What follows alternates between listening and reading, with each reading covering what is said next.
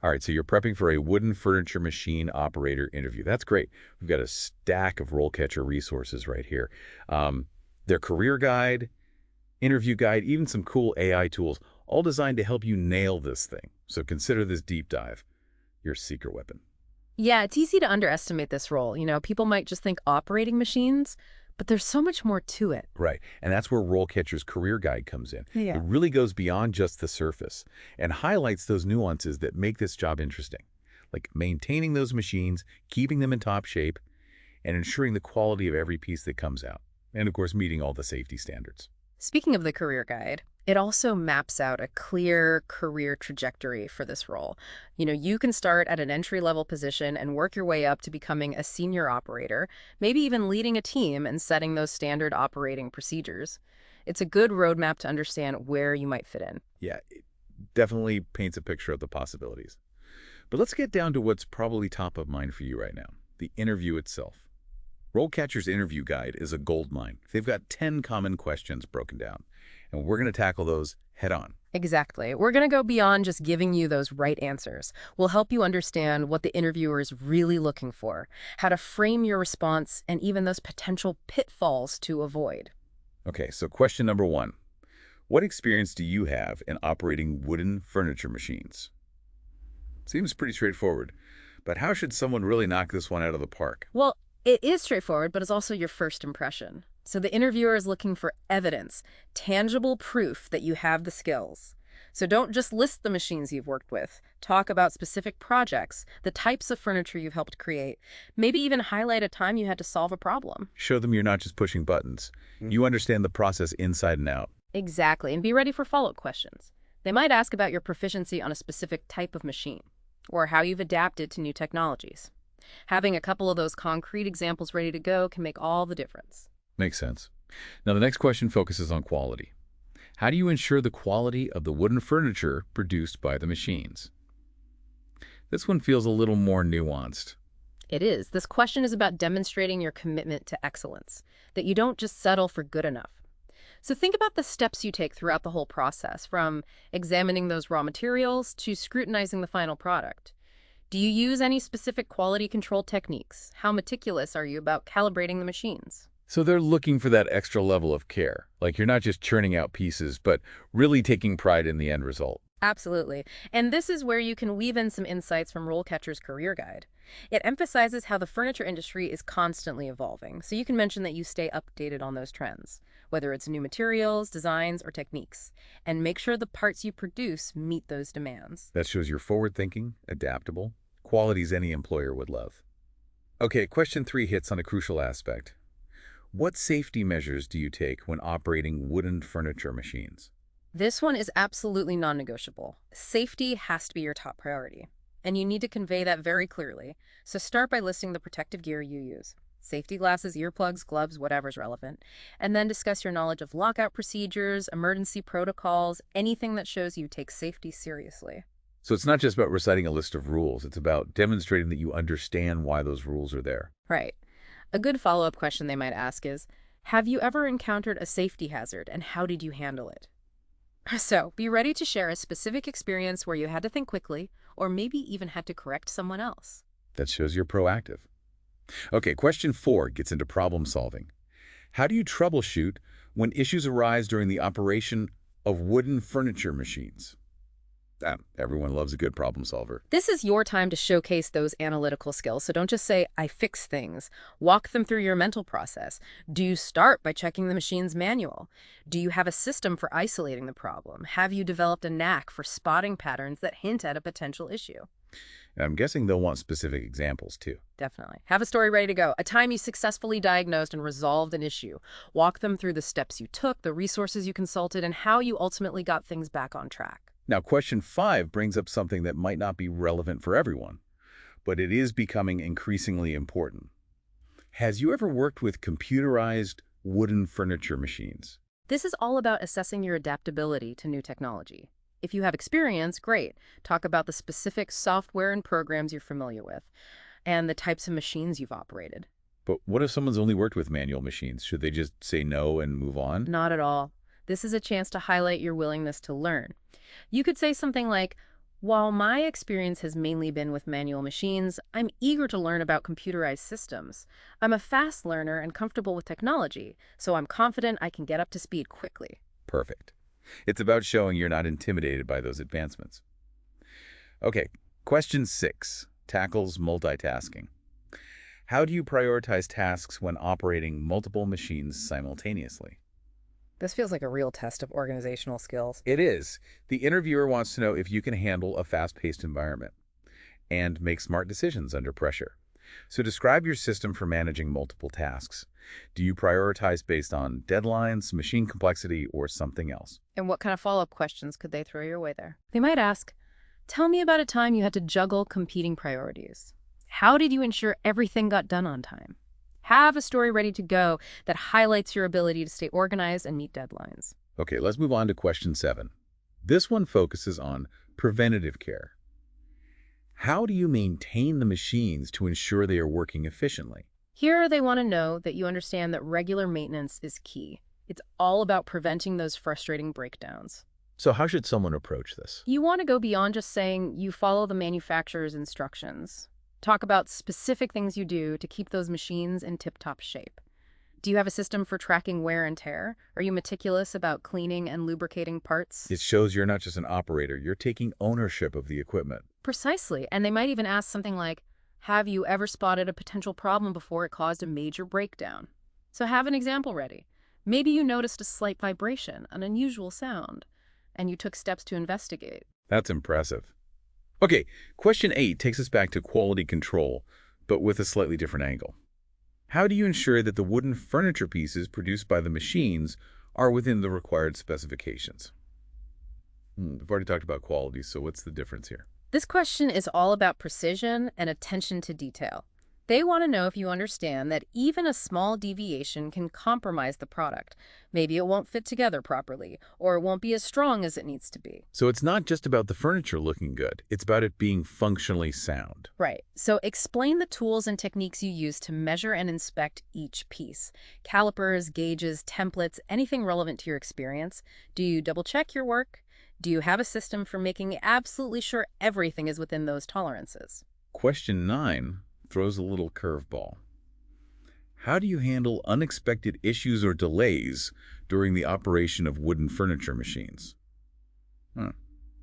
Because let's face it, machines aren't perfect, and things don't always go according to plan. Exactly. This question is all about your ability to adapt and stay calm under pressure. What's your thought process when a problem pops up? Do you try to troubleshoot it yourself first? When do you escalate it to a supervisor? Be ready to walk them through your process. They want to see that you can think on your feet and not just panic when something goes wrong. Right. A great follow-up question they might ask is, tell me about a time you had to improvise a solution. Have a story ready where you had to get creative to solve a problem. Those MacGyver moments. All right, and finally, the last question. This one is a classic. Can you describe a time when you had to work under pressure to meet a tight deadline? This one comes up in almost every interview, and for good reason. The interviewer wants to know if you can handle stress and prioritize tasks, and ultimately deliver results. So what are the key things to remember when answering this one? First, be specific. Don't just say you're good under pressure. Give them a concrete example, a project that had a crazy deadline, or a time when something went wrong. Second, focus on your actions, not just the emotions. What steps did you take to overcome the challenge? How did you stay focused? And third, highlight the positive outcome. Show them that you rose to the occasion. Great advice. Now, before we dive into the next set of questions, let's talk about something that can really give you a leg up. RoleCatcher's AI tools. How can those help someone really stand out? Well, they can be a game changer, especially when it comes to tailoring your responses. So RoleCatcher's AI-powered CV and cover letter builder. It can analyze the specific job description and suggest keywords and phrases that will resonate. It's almost like having a personal assistant. I love that. It helps you avoid those generic applications. Okay. But it goes beyond just the initial application, right? Right. Their AI can also help you practice your answers. You can record yourself responding to these questions we've been discussing, and the AI will give you feedback on your delivery, the content, even your body language. It's like having a virtual interview coach. It really is. It can help you pinpoint those little things you might not even be aware of. Maybe you're using too many filler words, or your posture isn't conveying confidence. It's incredibly valuable. Okay, so we've covered a ton of ground here. We've talked about the role itself, the career path, and some crucial interview questions. But before we jump into the next set, I want to emphasize one thing. Don't let the interview process intimidate you. It's a conversation, a chance to showcase your skills and your passion. Exactly. Be prepared, be confident, and most importantly, be yourself. And don't forget to leverage those resources from RoleCatcher. They can make a real difference, so go out there and crush it. We're rooting for you. You got this. Now let's see. Where were we? Ah, yes, getting you ready for those interview questions. So let's jump back in with question number 7. This one focuses on preventative care. How do you maintain the machines to ensure they are working efficiently? They really want to know that you understand that regular maintenance is key to preventing those breakdowns. Yeah, it's like taking care of your car. Regular checkups and maintenance can really save you a lot of headaches. Exactly. So when it comes to answering this question, you really want to go beyond just saying, I follow the instructions. Anyone can do that.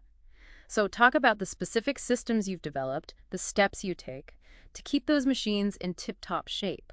Do you have a system for tracking wear and tear? Are you meticulous about cleaning and lubricating those moving parts? Yeah, I can see how that level of detail would really impress an interviewer. It shows you're not just an operator. You're taking ownership. Precisely. And don't be surprised if they follow up with something like, have you ever spotted a potential problem before it caused a breakdown? So have an example ready to go. Maybe you noticed a slight vibration, an unusual sound, and you took the initiative to investigate further, and by doing so, you prevented a costly repair. That's the kind of story that shows you're a problem solver, not just someone who reacts when things go wrong. Now, question 8 takes us back to quality control. But this time, it's all about precision. How do you ensure that the wooden furniture pieces produced by the machines are within the required specifications? They want to know if you understand that even a small deviation from those specs can really compromise the final product. Right, so it's not just about the furniture looking good. It's about making sure it's structurally sound. Right. A chair that's off by just a little bit, it might look okay, but it could be wobbly or even bereft. So when you're answering this question, be sure to explain the tools and techniques you use to measure and inspect every piece: calipers, gauges, templates, anything relevant to your experience. Do you double-check your work? Do you have a system to make sure everything is within tolerance? Details, details, details. Okay, so question 9 throws in a little bit of that unpredictability. How do you handle unexpected issues or delays during the operation of wooden furniture machines? Because let's be honest, things don't always go as planned. Exactly. Machines can malfunction, materials can be delayed, unexpected problems can pop up at any time. So this question is really assessing those problem-solving skills and how you react under pressure. So how can someone best answer this one? Walk them through that mental checklist, that process. Do you have a systematic way of troubleshooting? When a machine acts up, where do you start? Do you consult the manual? Do you call for help? Having a clear process shows you're not going to panic. And again, a good story here can really drive the point home. Absolutely. They might even ask you to describe a time when you had to improvise to keep production moving.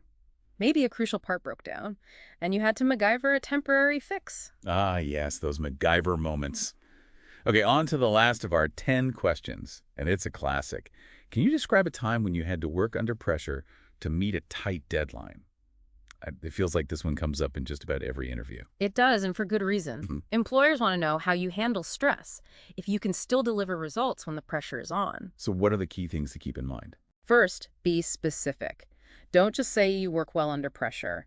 Give them a concrete example, a project with a tight deadline, a time when something went wrong at the last minute. Second, focus on the actions, not the emotions. What steps did you take to manage your time effectively? How did you stay organized? And finally, don't forget to highlight that positive outcome. Show them you can rise to the occasion. That's good advice. I think that applies to just about any interview question. Be specific, back it up. Absolutely, show, don't tell. Now, before we move on to the final part of our deep dive, I want to circle back to something we talked about earlier, RoleCatcher's AI tools. They seem like such a valuable resource for anyone prepping for these interviews. They really are. And it's not just about crafting the perfect resume, although they can help with that. What I find really impressive is their interview practice tool. Yeah, that's the one where you can record yourself answering questions, right? Right. And the AI actually provides feedback on your delivery, the content of your answers, even your body language. It's like having a coach, but virtual. It really is. It can point out things you might not even notice. Maybe you're using too many filler words, or your posture isn't conveying confidence. It's amazing for refining those presentation skills. It sounds like it takes the guesswork out of it.